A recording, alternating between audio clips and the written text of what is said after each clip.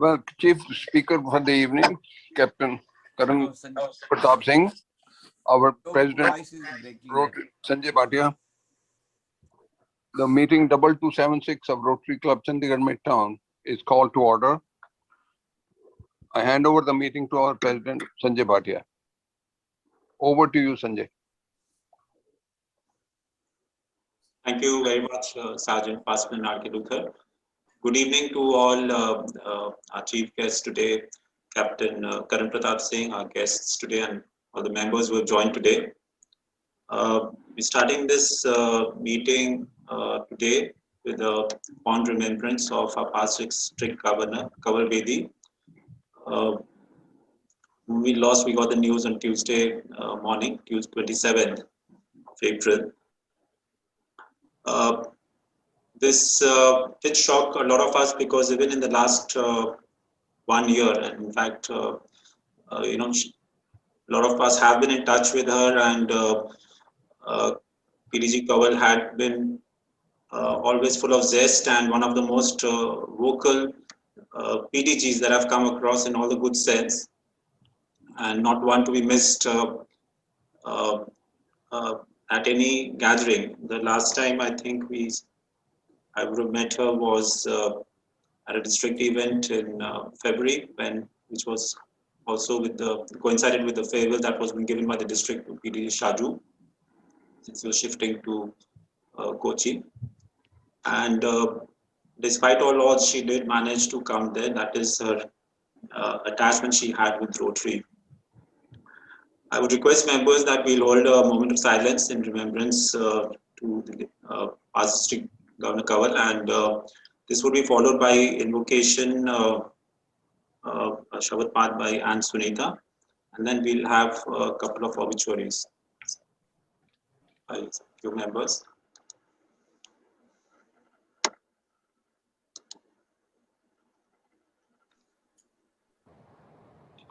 Thank you, members. I would invite Anne Sunita for the Shabad this evening. Am I audible, Sanjay? Yes, sir. Yes, ma'am. Thank you. तुम करो दया मेरे साईं, तुम करो दया मेरे साईं, ऐसी मत दीजे मेरे ठाकुर, सदा सदा तुझ त्याई। ऐसी मत दीजे मेरे ठाकुर, सदा सदा तुझ त्याई। तुम करो दया मेरे साईं, तुम करो दया मेरे साईं। पानी पखा तो संत आगे, गुण गोविंद जस गाई। पानी पखा पिसो संत आगे, गुण गोविंद जस गाई। सास सास मन नाम समारे, एह विश्राम नित पाई। सास सास मन नाम समारे, एह विश्राम नित पाई। तुम करो दया मेरी साईं, तुम करो दया मेरे साईं। तुमरी कृपा ते मोह मान छूटे, बिंस जाए परमाई। तुमरी कृपा ते मोह मान छूटे, बिंस जाए परमाई। अंध रूप रवियो सब मदे, यत कत पे खो जाई। अंध रूप रवियो सब मदे, जत कत पे खो जाई। तुम करो दया मेरे साईं, तुम करो दया मेरे साईं। ऐसी मत दीजे मेरे ठाकुर, सदा सदा तुझ त्याई। ऐसी मत दीजे मेरे ठाकुर, सदा सदा तुझ त्याई। तुम करो दया मेरे साईं, तुम दयाल कृपाल कृपानिध पतित पावन गोसाई। तुम दयाल कृपाल कृपानिध पतित पावन गोसाई। कोट सुख आनंद राज पाए मुख ते निमख बुलाई। कोट सुख आनंद राज पाए मुख ते निमख बुलाई। तुम करो दया मेरे साईं, तुम करो दया मेरे साईं। जाप ताप भगत सा पूरी जो प्रभ के मन पाई। जाप ताप भगत सा पूरी जो प्रभ के मन पाई। नाम जपत तृष्णा सब बुझी नानक तृप्त अघाई। नाम जपत तृष्णा सब बुझी है नानक तृप्त अघाई। तुम करो दया मेरे साईं, तुम करो दया मेरी साईं। ऐसी मत दीजिए मेरे ठाकुर सदा सदा तुझ ध्याई। तुम करो दया मेरे साईं, तुम करो दया मेरे Sai. Thank you. Thank you, Anne Sunita, for that lovely rendering. I would now like to invite PDG Shaju Peter to share his memories and obituary for Kaval Bediji. Am I audible? Yes, sir. President Sanjay, Secretary Shuchi, our guest Captain Karan Pratap Singh, and other visiting Rotarians, Rotaractors, and friends. The pandemic snatched away yet another from amidst us at 10 last Tuesday. The entire Rotary world, if I may put it that way, lost one of its earliest women members. The Rotary Club of Chandigarh, its only woman governor. The entire District 3080, as well as the then Zone 5, lost its first lady governor. And I, one of my dearest friends in Kaval's going away. I knew Kaval and Major Tika Bedi long before either she or I became a Rotarian. Because the company that I served in Chandigarh and my own firm always depended on Prompt Travels, of which she was a CEO, for our ticketing, both domestic and international, all these years. Kaval served as the president of the Rotary Club of Chandigarh back in 1998-99, when we had Dr. S.K. Sharma as our president and Dr. Gulshan Takral as our governor. One of the most distinguished projects that she led during her time as the president was the Gift of Life, wherein we provide heart surgeries to children from across the world, which included many countries in Africa, and especially Pakistan. Her year is even remembered today by the Rotary Club of Chandigarh because of the tremendous efforts she did in collecting funds for the Rotary Foundation, which was unsurpassed by any other club during that year, And recognizing that contribution, Governor Gulshan Dakral made her the most outstanding Rotary president during that term. She has served many positions in the district as well as in the zone. She served as the secretary of the Rotary Institute in 2006, convened by our late past RI director Yash Das. Went on to serve as a chief sergeant at the Rotary Institute in Agra, where our Deepak Kapoor from Delhi was the chairman, and the convener was one of our directors, Mr. Mahajan. She spent quite some time in the United States of America. And it so happened that the Rotary Club of Peninsula, Virginia, US, made her an honorary member of their club. That was the kind of presence she made felt among Rotarians of Virginia.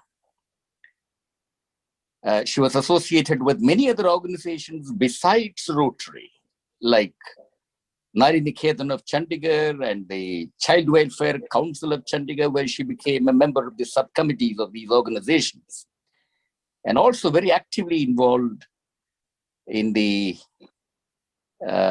Army Officers' Wives Association, because her spouse was an Army officer.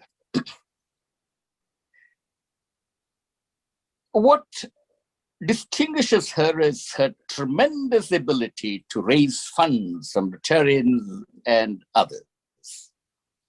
The classic example that I can narrate is the way she raised funds for the Jawans who defend our country in the Himalayas. Even though the project was conceived by past RI President's wife, Usha, the person who executed it with such aplomb was Kamal. Even last year.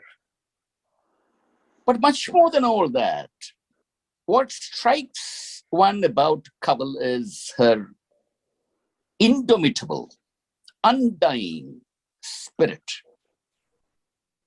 which she displayed in times of adversity. I don't know how many of you are aware that she was suffering from cancer for the last 2 or 3 years. And in the last year, perhaps, I think for the last 6 months at least, I know, she had to undergo chemotherapy twice in a week. But despite all that, the bearing that she had, nobody would say she was ill. Somebody who comes across her for the first time can never guess that she was suffering from a terminally dangerous disease. Personally speaking, I lost a very dear friend. And I can never forget the trouble that she took in coming to the farewell party organized by the College of Governors in my honor at the Golf Club of Chandigarh. She came in a wheelchair. And when her turn came to speak, I can never forget, she extracted a promise from me.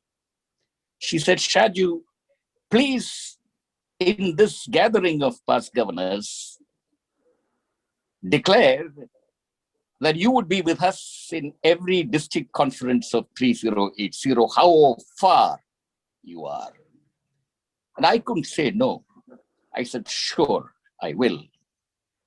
And even when Madhukar hosted a party in his house, she took all the trouble of coming over and being with me and wishing me health and happiness in my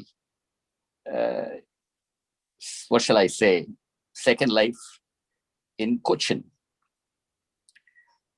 I want to redeem that pledge that I made that day. Kamal, I know you're gone, you're far away. but you must be looking from above. And I want to redeem that pledge that I would be a part of the district conference of 3080, so long as my health would permit to take a flight from Cochin to Chandigarh. She is blessed with 2 children, Tony, who is looking after the company that she founded, and Biba, who is settled in Virginia, United States. Let us soul rest in peace. Thank you, Piri Shaju. I would now invite our Pastor Ajit Singh Gulati ji to share his memories. Very emotional feelings put forth by Shaju. Before I speak about Kanwal, I was going through certain Facebook posts about Kanwal, and one of her niece has written some wonderful words about her. I thought before I say something, I would share that with you. She says, I quote, "A queen who ruled with pride and lived life king size. A human with the backbone of steel, life of every party and sparkled sunshine wherever she went." Unquote. My association with Kanwal has been much before my joining Rotary, since the year 1982, since we had a number of common friends and we used to meet on different platforms. Kanwal was an amazing person, a multifaceted personality. It would not be wrong to say that she was not an individual, but an institution. Being an electrical engineer, I always used to address Kanwal as a live wire. I used to tell her that the maximum voltage we deal with in India is 400 kV, but Kanwal, your voltage is not measurable. Kanwal was very humble, but a very strong-willed individual, and whatever she did in life was with passion and liveliness. She was a fighter, and despite personal challenges on the family front, she never allowed her focus on her assignments to be diluted. She fought bravely and won a recent battle and defeated the dreaded disease of cancer. Last I met her was on 26 January at the residence of PDG Madhukar Malhotra, and she was in fine spirits. One could not even guess that she had gone through a difficult period and fighting cancer all the time. We could not imagine that she would leave us so soon. As if there was no end to her challenges, her next fight was against COVID-19, and she once again came out victorious. Unfortunately, she developed pneumonia, and because of severe damage to her lungs, she left all of us in tears. I wish to narrate an incident. One of my colleagues in Coca-Cola had a heart attack in the office and was shifted to Alchemist Hospital. I talked to Kanwal that we would want to shift him to Fortis, and in case you could manage the services of Dr. T.S. Mahant of Fortis to carry out the surgery. Kanwal's commitment was to that extent that she rang me up in the evening that the appointment has been fixed up for 8 o'clock in the morning, and the doctor would meet the patient and see the details before he goes for the surgeries on that particular day. And further, she ensured that a Rotarian of her club is present at Fortis to escort us to Dr. Mahant. The surgery took place the next day after the fixing up of the meeting by Kanwal. That is the level of commitment which she had. She was a person who always thought that someone whom she loves, she has a right over him. I remember she had a fault of her power cable at her house in Sector 8. There was a short circuit and sparkling all around. She was very upset. She rang me up to tell me that this was the problem. I told her I have talked to the chief engineer, Mr. Mukesh, and he would be deputing his STO to come and see this. She said, nothing doing. I do not know who is the chief engineer, who is Mukesh. I only know one person, Ajit. He is the chief engineer for me. You come to my house and get this fault attended. That was the level of love she had for her friends. We have lost a great friend. The loss is not only of Rotary. I personally feel it is the loss of the city of Chandigarh to have lost such a wonderful human being. I convey my condolences to Tony and Viva, her son and daughter, and assure them that we as friends of Kawal are always with them in this moment of grief. Thank you. Thank you, Ajit. Is Dr. Balram Gupta here today? Suchi? No, sir. Okay. And I think Dr. Vora, you wanted to say something, but just give it brief because we have to carry on with the regular. Dr. Balram Gupta was wanting to say something, but he is going to write something for the bulletin. Sure. He's already told me. I want to just speak a few words about PDG Kawal. She was a very close friend of my father. And she used to address, though much younger to my father, she used to address her by his first name, Darshanji. And she always used to address me by my nickname. And sometimes she used to call me Beta also.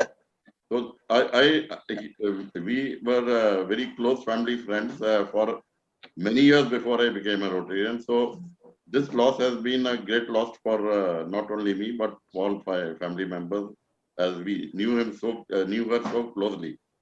So our heartfelt condolences to the entire family of Kawalji, and it's a personal loss. Thank you. Thank you, Participant Dr. Vora.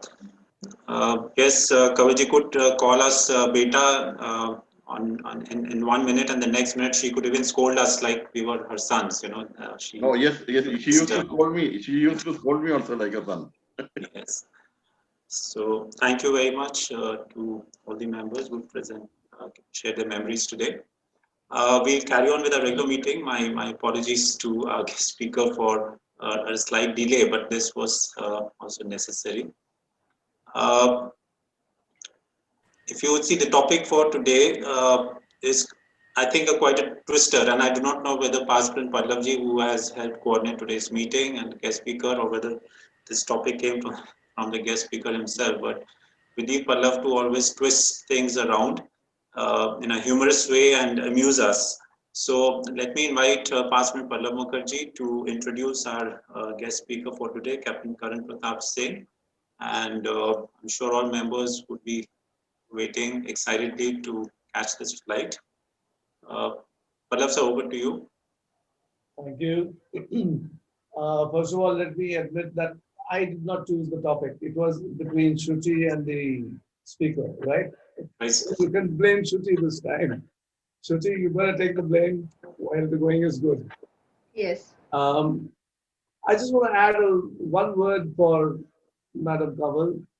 When I joined the Rotary, this was in '86. You know, we had to, after we came back from the GSE thing, we were supposed to go around to various clubs and give us our experiences. And that time, the Rotary Club of Chandigarh used to meet in Sector 10 in the museum auditorium. So I went up there and I gave my stuff.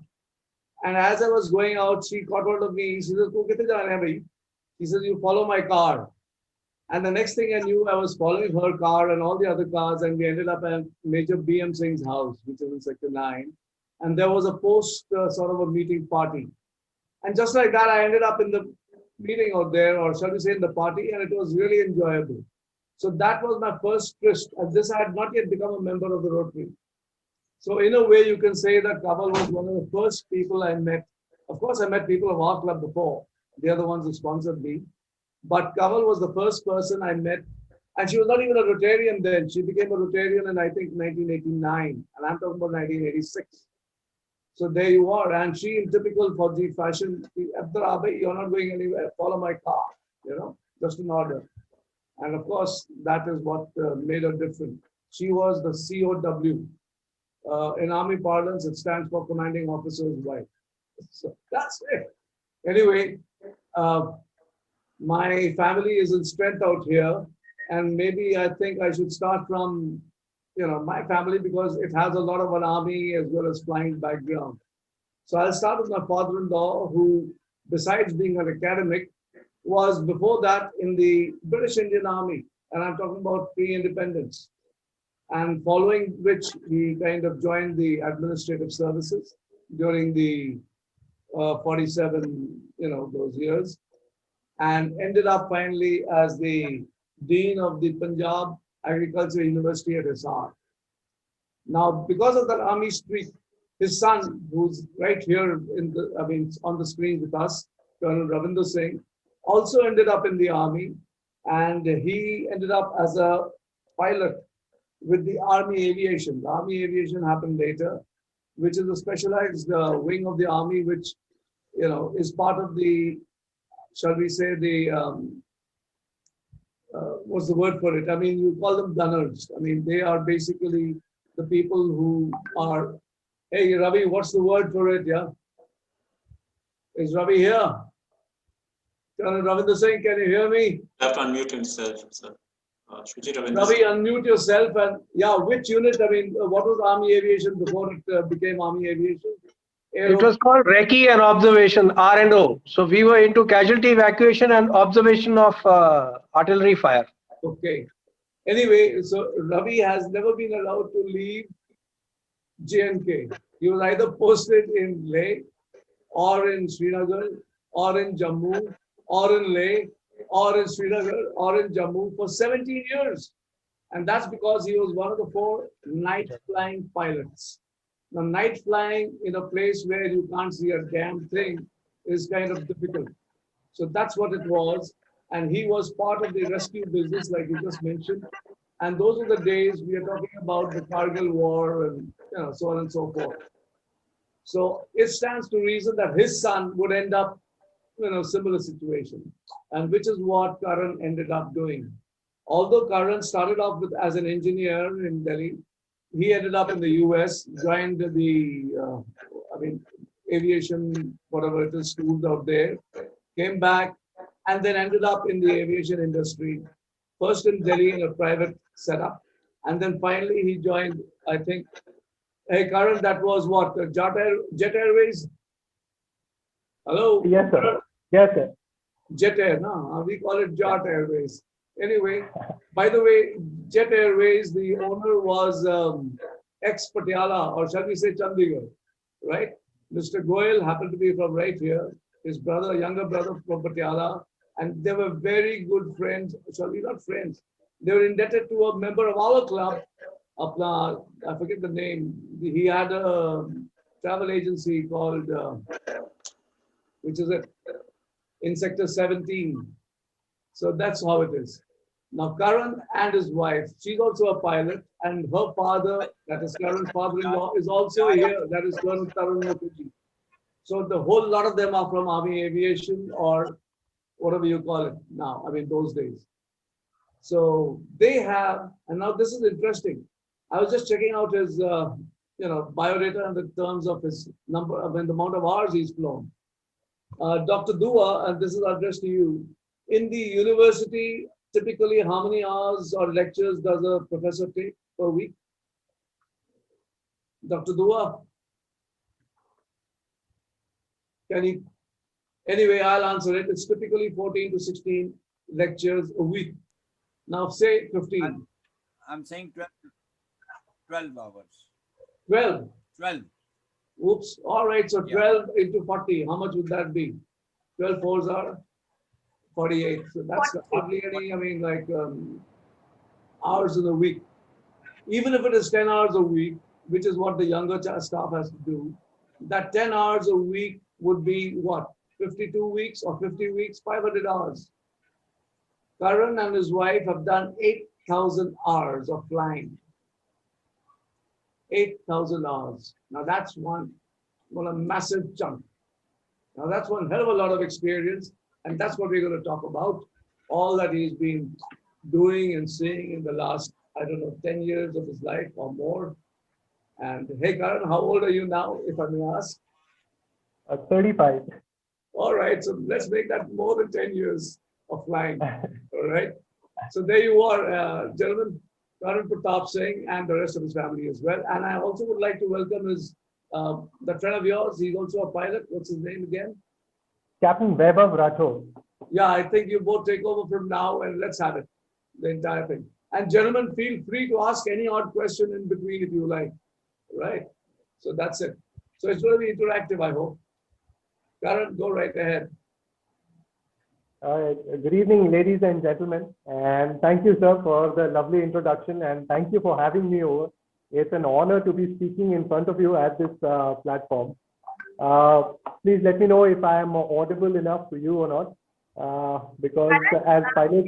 Can your voice be a little clearer? I mean, can you do something about it? It's a little, I don't know how do I...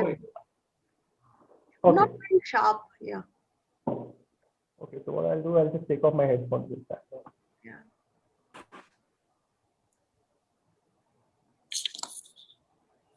It's a little cracky, you know, maybe the mic somewhere.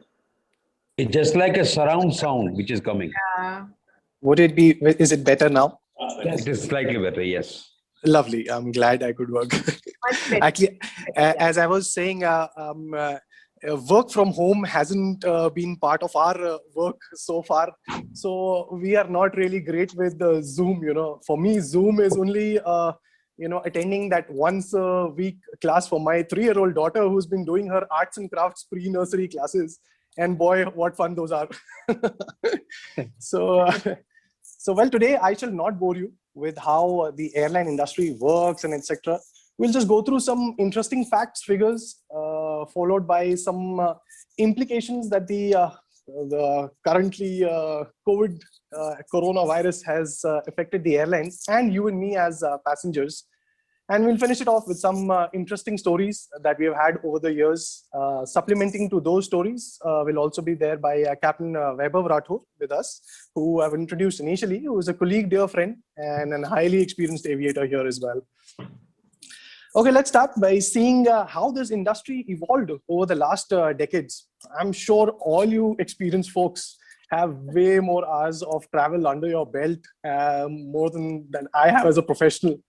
But just to put some points here in perspective, in the early 70s to the mid 2000s, flying was considered to be very, very luxurious, you know, where each seat, even in economy class, was the size of a business class today, you know, with full course meals, fancy sparkling wines flowing, and even smoking allowed in a few countries, you know. But today, with the cutthroat competition, price wars, inflation, taxation on fuel, etc., it has forced this industry to evolve and invent ways, you know, to keep afloat. While the economy passenger has been made to sit into tighter seats with no food and only dreaming of that wine, you know, that they could get once. From the manufacturer's point of view, aircrafts today are much more lighter, and better engine technology has made these aircrafts 70% more efficient than they actually were in the 60s. But from the airline business point of view, they came up with their own very, very interesting ways to keep these costs low. And let's look at these few of these points. As compared to the seats in the 70s, 80s, today the aircraft seats are almost 3 to 4 inches, thinner, which has helped a medium body aircraft such as the Airbus 320 or the Boeing 737 to almost add 2 more rows. That's 12 extra seats added in each aircraft. You know, from our country point of view, 12 seats with an average price of 4,000 rupees. That gives you 48,000 rupees of extra, income for each flight, each sector, each day that the aircraft or the company generates. Of course, with the rise of low-cost airlines, hot, fresh food not being one of the mandatory requirements anymore, every low-cost airline managed to remove these ovens that were initially pre-fitted by the manufacturer, completely from the aircraft. And that's almost about 8 ovens, which, accumulating a total weight of 100 kgs in the aircraft. And for example, a fleet of 100 aircrafts in an airline came out to be almost 4 crores of savings in just fuel expenditures. And that's a colossal amount when you're running a business. The removal of ovens also made galleys free for innovation for these companies. Some airlines managed to move the lavatories that you see at the rear end of the aircraft completely to the end where the galley was meant to be, making those lavatories even smaller and helping these companies add another 3 rows, and have that extra income as mentioned before. Some foreign airlines have been promoting their engineers to come up with interesting ideas to reduce costs, and in turn rewarding them, with the gifts, travel coupons, benefits in the companies. One of them, biggest example was in Ryanair. The company, the engineer recommended that the company remove all the curtains that were there for, class differentiation and segregation of the seating and the galley area. A mere removal of 100 gram, weight of the curtain had a colossal saving of almost 80 lakh rupees in fuel expenditure, And similar concepts like removal of magazines, in-flight menus were other ideas that these engineers came up with. Interestingly, they even came up with the fact that hiring only women cabin crew saved them an extra 20 to 30 kgs per crew, as opposed to having men work for them, on board the cabin. And, I leave the figure to your imagination what they saved by 6 crew members having 20, 30 kgs being lighter now. Which brings me to another interesting fact. In terms of cockpit crew, which are pilots, 11% of the workforce are women pilots, in our country, which is the highest in the world by a large margin, And Captain Weber and me, comprised are proud to hold that particular percentage because both of our wives are senior pilots in our companies.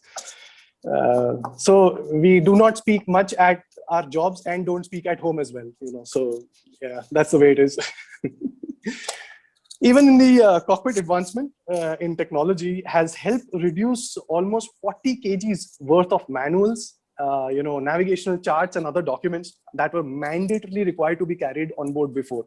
But just having these 2 iPads, on board, the approximate fuel savings, which was given by the American Airlines, who were the first to implement this, was about $1.2 million US, in throughout their fleet in a year.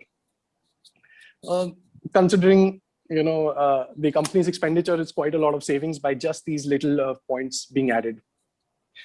Okay, let's discuss how this coronavirus, which has changed our lives forever, in the future to stay, has had an impact in this airline industry. In the last year, 2020, lockdown in the various countries due to the virus caused 23 airlines either to declare bankruptcy, downsize, or restructure their fleet. A few examples are Air Italy, who shut shop immediately when Italy went into a complete lockdown. Noxcoot, a subsidiary of Singapore, similar fate. And Cathay Dragon, which was the subsidiary of Cathay Pacific, restructured to become a part of the parent airline only. But, not to break their, motive, this has given the airlines also to rethink their survival strategies. Thanks to Corona, now we don't need to print our boarding passes. Some airlines have even removed whatever little food they used to offer to go off the shelves, which means now you're going to be smelling more of those paranthas with achar and aloo puris on board very soon here on 4th. So, is it safe for you and me to travel as a passenger? Talking about the hot zones of infections, airplane cabins are a focal point of anxiety for many. The seat tray once, which was reported to be the most unhygienic, of the items in an aircraft, having 3 times more amount of germs as compared to a public toilet, But thanks to the new guidelines of sanitizing, the aircrafts are now being literally washed by sanitizer after every flight, making them much cleaner than you actually think now. In terms of the air inside the cabin, I'm sure all of you must have read this over the papers or something. HEPA filters, which stands for high efficiency particulate air filters, along with strong efficient circulation on the aircraft. The air has been tested to be much cleaner than restaurants, bars, superstores, and even your best friend's living room or drawing room for that matter. How it works is air is pumped from the ceiling into the cabin at an approximate speed of about a yard per second and sucked out again from the below of the window side of the seat.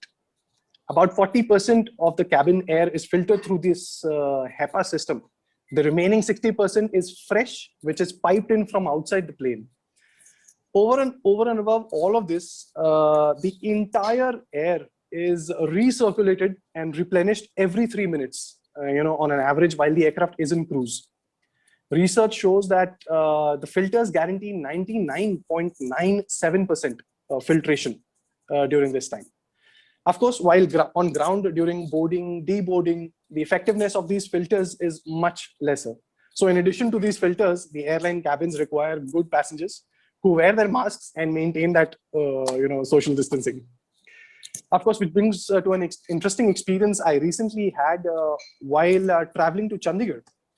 After landing, when the deboarding was about to begin, crew members make an announcement that deboarding will happen in an orderly fashion, row-wise, and hence they request everyone to remain seated. And as and when the subsequent, row is deboarding, you are requested to get up and leave.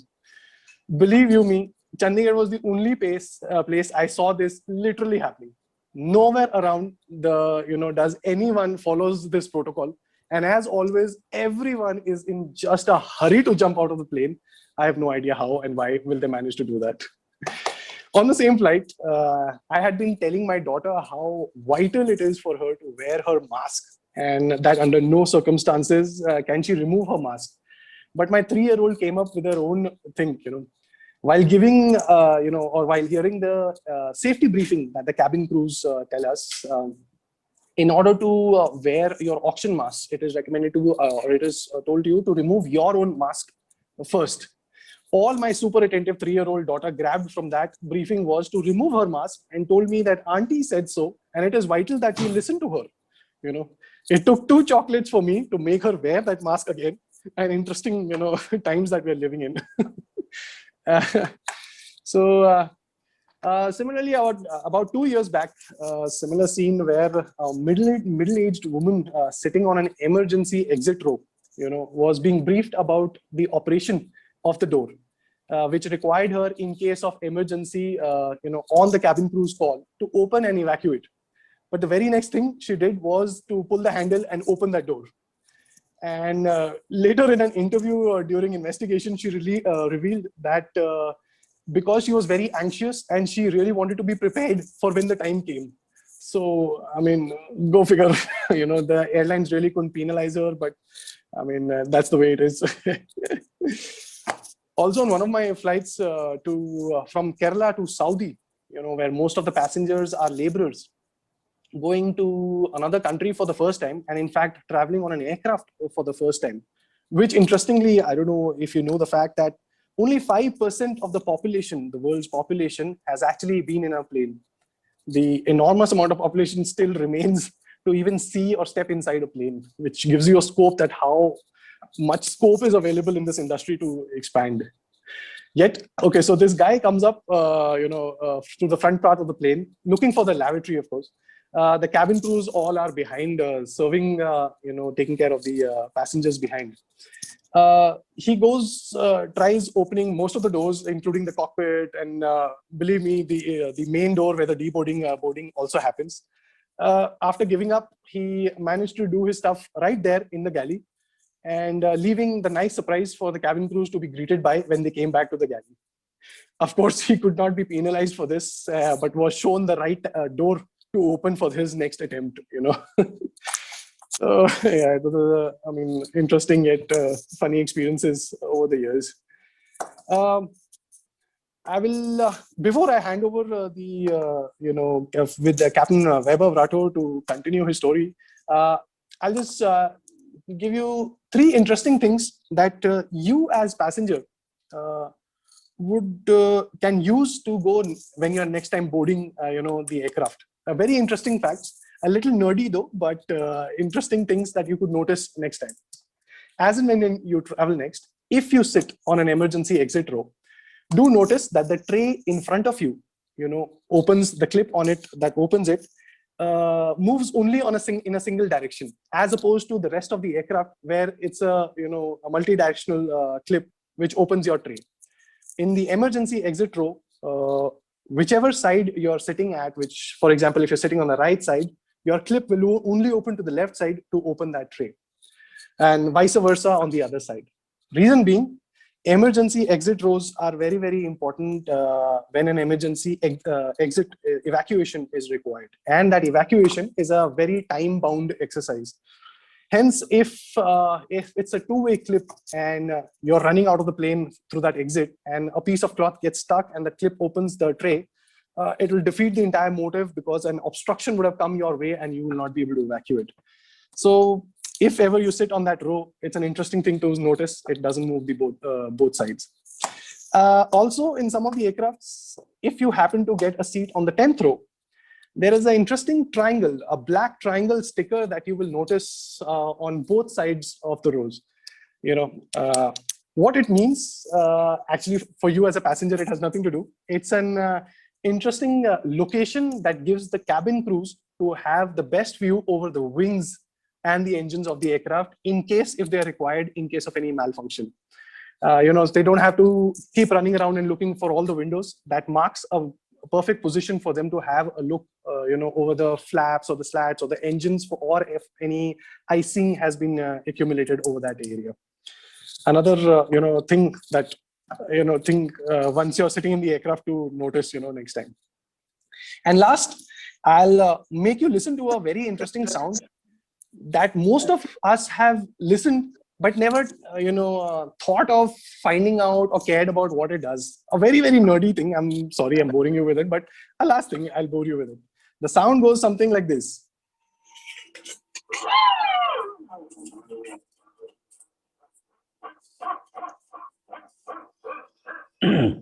Okay. So Is there a break? Say again. It is, when the plane is parking, so you release the brake or you apply the brake. Yeah, that could also be, actually that happens to most of our cars when carbon has gotten stuck to the brake pads. But this is a sound which will come, you've not started moving yet, but it's a sound that comes after the first engine start. And it's the automatic, pressure, it's a power transfer unit, which is pressurizing both the engines in terms of their hydraulics. That's it. I mean, I will not go into too much into the details, but it's just, balancing the pressure between the two engines in terms of its hydraulics.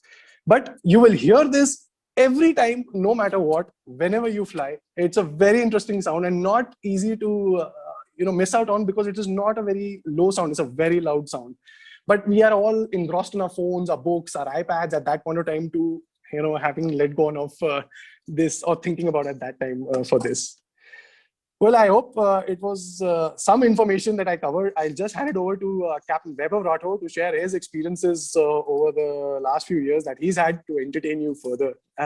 Captain Vaibhav, please. Thank you very much, Karan. Good evening, everyone. Thank you so much for having me. First of all, am I audible to everyone? Yes, loud and clear. Perfect. Thank you so much. That's very aviation terminology as well. So thank you so much for that. And Karan, I must say a lot of that information was news to me also. So thank you. 10th row was not familiar to me as well. And before I start, I'll tell you all that this is not the first time Karan has tagged me along with a very limited brief, but I'm more than happy to be here. And especially with the speakers who've spoken before me, it is really great to have made your acquaintance through this virtual platform. So my brief given to me by Karan was that this is just going to be a 1 hour activity where you got to share a little bit of your funny experiences that you might have had on board. So one experience that comes to mind wasn't funny at the moment when it happened, but in hindsight, of course, it's funny, and it left me with a big learning lesson.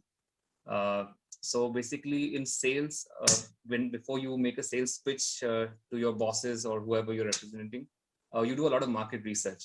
In aviation, when you go for a flight, especially as a first officer, when you're starting off your career, you do a lot of market research for the captain you're going to fly with. So you do a lot of background checks with that captain, or ask your fellow first officers how that person is. So I was on this particular flight 9 years ago and flying with a particular captain who didn't have the best of reputations at the base, not for being the nicest of captains. So I got to know that this captain is not very nice, not very knowledgeable, and is quite lost in the flight deck also. So with my mere 300 hours on type as a pilot, I thought, okay, I need to step up as a captain during the flight because I've heard that this guy's not on the ball when he's in the cockpit.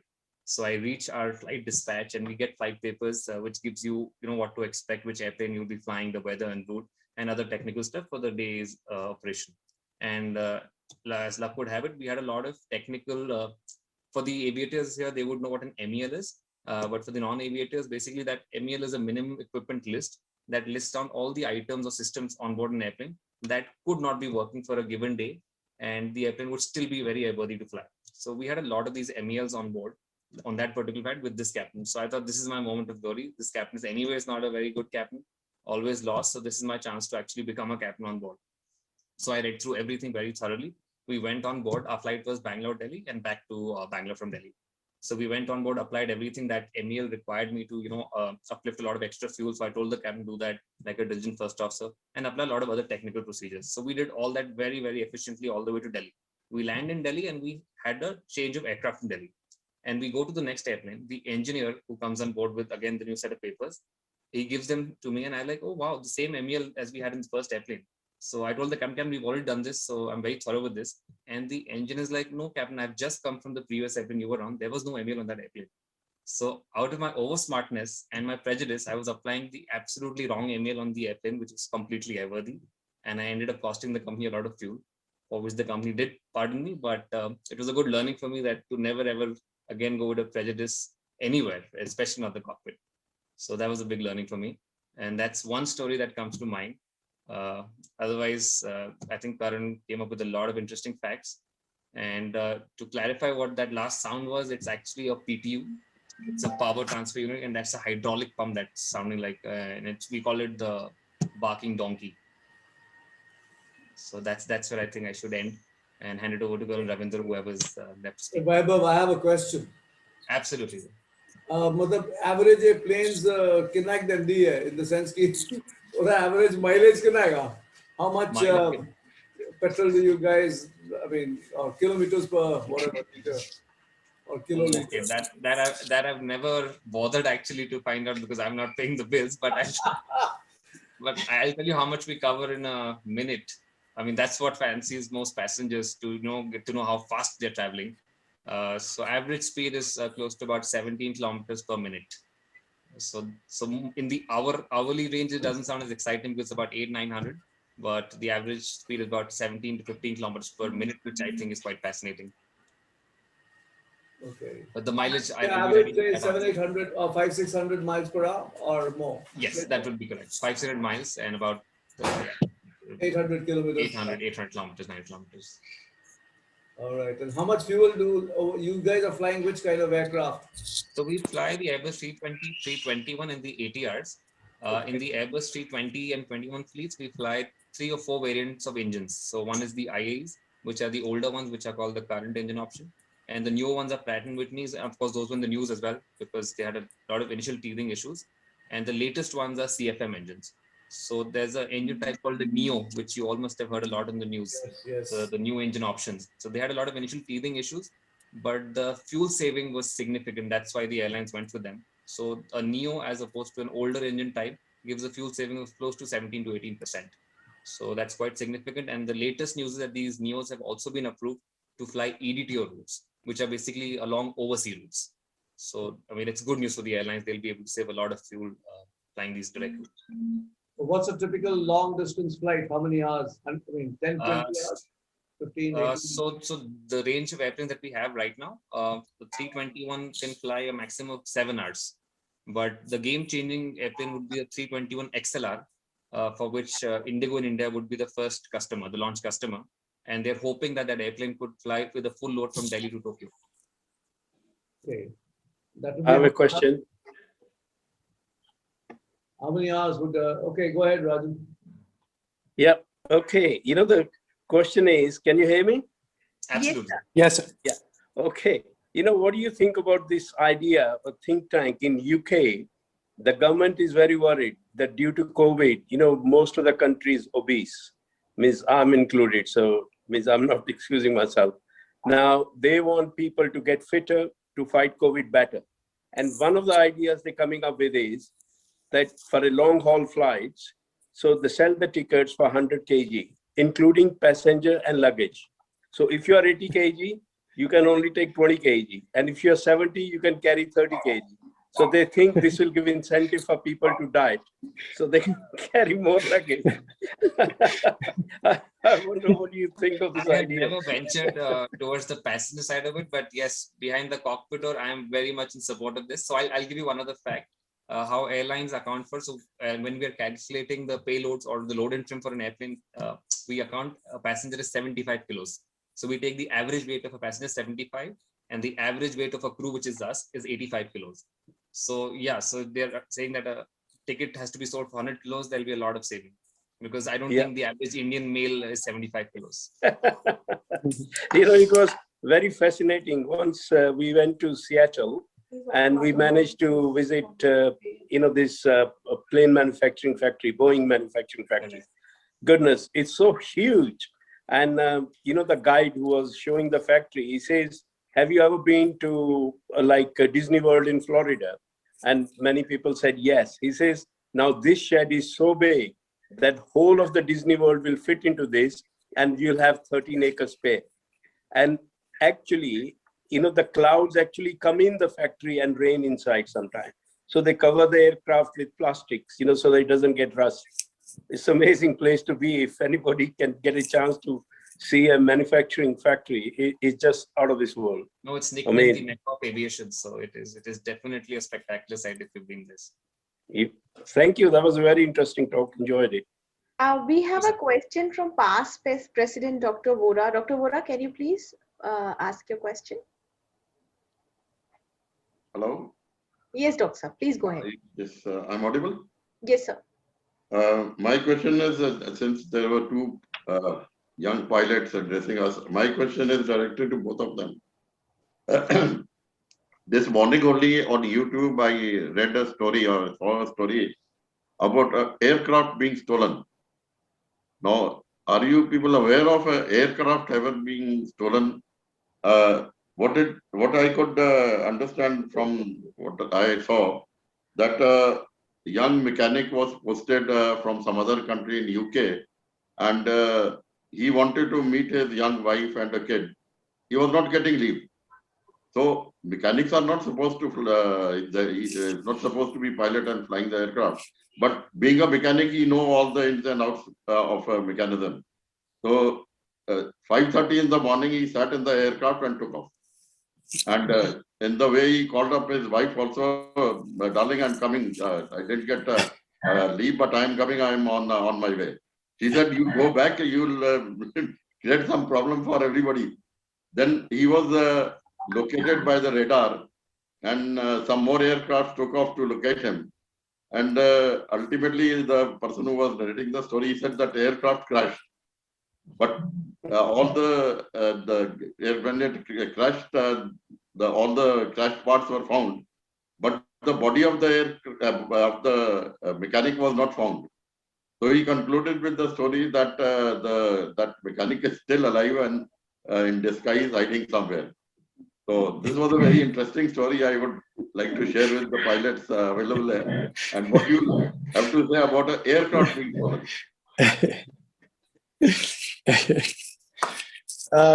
So I think in terms of the smaller aircrafts which we used to fly, which were the training aircrafts, I think stealing would not be a very difficult task. It's the same as a car, that all you would need is a key of the the car key, and you can get in and just fly off. What he did, of course, Karan, I'm interrupting you. What he did, absolutely, he called up the staff, and he posed as if he's the captain of the aircraft.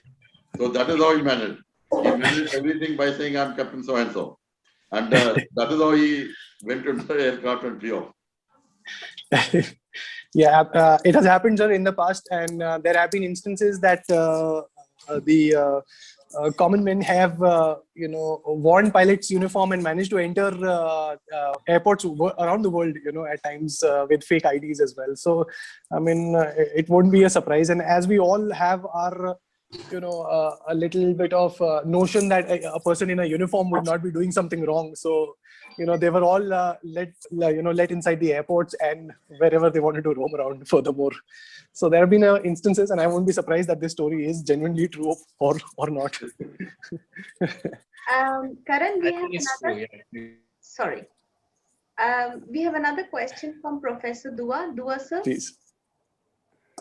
I think Mr. Peter also has been raising his hand for a while, so maybe after that we can take him as well. That's good. Sorry, I didn't see that. Okay, Karan, you said you showed us the working of the total airways, air conditioning and everything.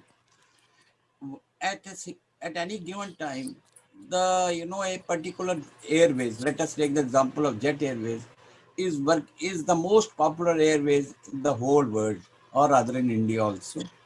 And one fine morning, you hear that this is going in losses and it may close, and after 6 months it closes. Is there not internal auditing of the shares, the internal financing, internal permutation and combination of different resources, loans and all those things, when they can do every auditing so far as the government is concerned? And in the same context, I read about 2 months back that Jet Airways will be back to Indian skies within the next 5-6 months. What is your opinion to this one? And specific to the management and their accounting books and auditing, it'll be really hard for me to answer that. I was a mere employee there, and I myself have about 6 or 7 months of salary still stuck that was not paid to me at the end. So I wish I could get hands on to those books and take them to the auditors to get my salary out at least somehow. But unfortunately, it'll be very difficult for me to handle or answer that part of it because we were not involved in the management at all. And as pilots, we were kept far away from the management, so as to not know the working of the entire organization most of the times. I used to travel by Jet Airways about 10 to 12 times in a year. And I used to ask the air hostess or the employees or the co-pilots, have you got your salary? They said no. But when this thing happens in a government department, there is something, they know everything in internal working. How that means government is in league with this. Government is in league. They know everything, but they keep everything under the carpet. That's the problem. How can Airways with 231? You just clearly elaborated what's happening with Air India, I guess then. Air India is a white-horse. That is the way. I'm talking about Jet Airways with 251 aircrafts. Imagine all of a sudden they say that we are gone. What is this? There's something wrong. Of course, sir, there was something really wrong. And that something wrong didn't happen immediately. It was happening over multiple years, which was hidden from the auditors, from the government, or whatever it may be, from the employees, board of directors. But I wish I had a correct answer for that. All I can say is, yes, it is true that they are trying to revive the company as well. There have been confirmed news that there have been more investors that have been interested in getting the company back on its foot, primarily because of the brand name that it stood for. Once, at least, I can say that. So it'll be, as employees, as pilots, it'll really be great for us at least to have that back in the air any day. One loses trust over all these CAs, MBAs, board of governors, board of management, and they are just ruling the country like Mr. Goel. You see Goel at this time in Bombay, he is having 21 Chevrolet sort of things, cars like this. I don't know. Well, no comment. No comment. Absolutely, sir. I wish there was something better that could be done. I'd like to put on record here. Can you please, Shaju sir has a question. Sorry, Pallav sir. Let's just have his question. Karan, I was a little intrigued when you said that when you have a woman crew member, you have savings by way of reduced weight. I couldn't understand that. So I think how nature has planned us that women are meant to be a tad bit lighter than men. So an average weight of a male cabin crew comes out to be, even in the fittest form, would be at least 65 to 70 kgs. Considering the average height. Okay. But fine. Similarly, Okay. a woman cabin crew. Yeah, exactly. So that's how. Yes, Pallav sir, you were saying something? Well, I was talking about Mr. Naresh Goyal. I don't know, Ajit sir, Mr. Ajit, hold it, Mr. Ajit is around here. We had a member in our club who had a travel agency in sector 17, I forget the name. Kisi nu yaad hai? Way back, he lives in sector 9A. I think Bajaj. Are you talking about Bajaj Travels? Correct. Absolutely right, Mr. H.S. Bajaj. Now I must share this story. One day I was sitting with Mr. H.S. Bajaj. He says, and he says, there's this lady who comes from Patiala. We're talking about a good 30 years ago. And she has this guy with, a little boy with her, not little boy, a boy with her. And he says, Sadaji, I'm naukri mein ho. Main to ek waste aa rahe hain. And so Mr. Bajaj says, "Bhai, aise to hai nahi jagah." And says, "Chal, theek hai, to sada Connaught Place se dukaan hai, he can go there." Now that guy was sent to Connaught Place to occupy or operate, or shall we say, manage the operations at Connaught Place office of Bajaj Travels. Now obviously that guy was unpad. He didn't know anything. So he was there as a caretaker, and he used to stay in the office. And the toilet in the office was used by him, and so on and so forth. And this was on the, he was in the inner circle of the Connaught Place.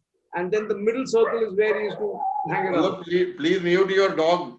He's talking louder than you. Okay.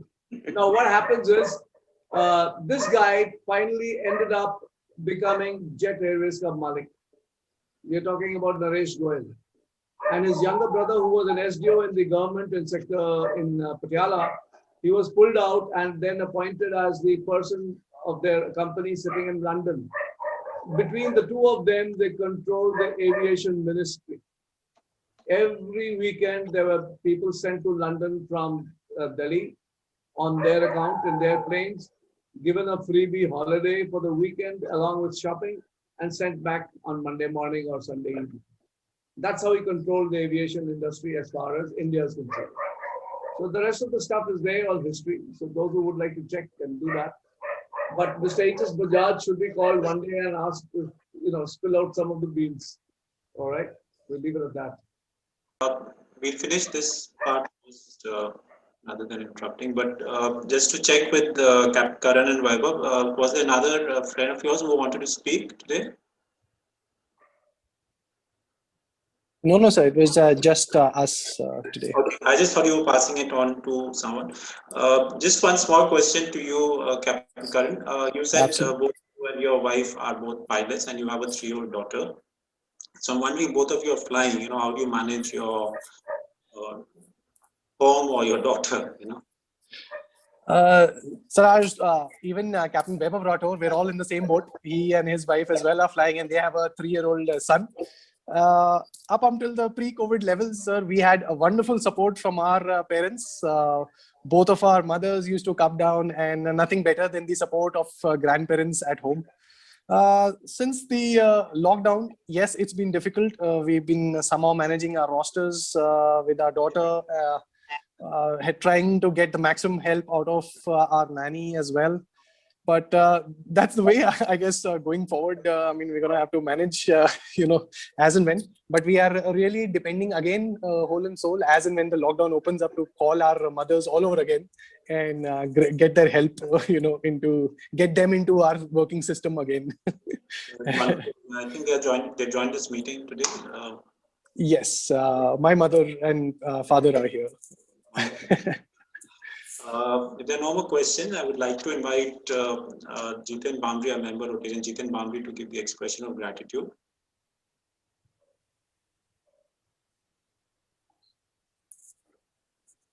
Yeah, hi, good evening all. The best and beautiful things in the world cannot be seen or even touched. They must be felt by heart. Thank you is one such prayer among them. I consider it a great privilege to propose a vote of thanks to all the dignitaries who have witnessed today's meeting. Today, my words are not enough to express the gratitude. On behalf of Rotary Club of Chandigarh Midtown, I would like to thank our chief guest, Captain Karan Pratap Singh, who has graced us with the thought-provoking and fun-filled address and set a perfect platform for how to survive and thrive during COVID. Once again, thank you very much to all who assembled here online and made it a wonderful evening. Thank you. Thank you, sir, for the kind words. Thank you, Jiten, and to both Captain Karan and Captain Vaibhav. When things get normal and you're flying, I guess both of you are so fun-loving. You could just try this trick sometime. Check is any Rotarian on board, and see what the response is. And you would definitely like to share that, you had this session today amongst Rotarians, and it's been like a wave of fresh air for us, hearing both of you speak. So I'm thankful to both of you and to Pallav and Shuchi who helped coordinate this evening's meeting. I'll request, is Balram Gupta here now? Yes. What I will do is now, I would submit a small write-up Yes, as sir. my tribute to the departed soul, Kaval Beti. Will that be all right? Yeah, so that would be fine. Thank you so much. Meanwhile, I'll request now Secretary Shuchi for the announcements and of events and birthdays and anniversaries of members. Thank you, President Sanjay. Here are the upcoming birthdays. Let me announce the first one, sorry. We have Secretary Rotarian Shuchi and Ankur Thakur's anniversary today. Many, many best wishes to both of you. I wish both of you were here together. If Ankur is around, you could just get in. You must think of fining Shuchi for not bringing a spouse to the meeting today. I'm sorry. I say I'm fine. And that is the fine, right? So yes, Shuchi. Fine, he won't come. We have the sorry for that. We have the birthday of Rotary and Indu Anand ma'am on 3rd of May, and we also have the wedding anniversary of Rotary and Deep and Rotarian Major General A.S. Kellon today itself. That's all from my end. Back to you, President. Okay. Just to remind all members that we've almost achieved the contribution required for Global Grant 2013500. There's still a small gap, so members who are interested may kindly get in touch with Shuchi, me, or Dr. Rita to complete that gap. We have. This project is for the mobile vans, 2 mobile vans that would be under the government hospital for testing initially COVID and then TB and other diseases in the state of Haryana. With that, we come to the end of this meeting. Thank you so much to everyone, and thanks again once again to our guest speakers today, Karan Pratap Singh and Vaibhav. Is Vaibhav joining also from another city? We both reside in Bangalore, sir. All right. And have both of you been in Chandigarh? Sir, I have been born and brought up in Chandigarh. I am from Chandigarh. Vaibhav belongs to Udaipur, sir. Okay. Yeah, the Rathore says that he must be. Yes, sir. Rajasthan, he's from Rajasthan. Yes, sir. So we have Passman B.L. Ramsesaraji, who is also with your permission, with everyone's permission, I call this meeting, I adjourn this meeting for this evening, but we'll have the room open for about 5 to 10 minutes for the fellowship. And the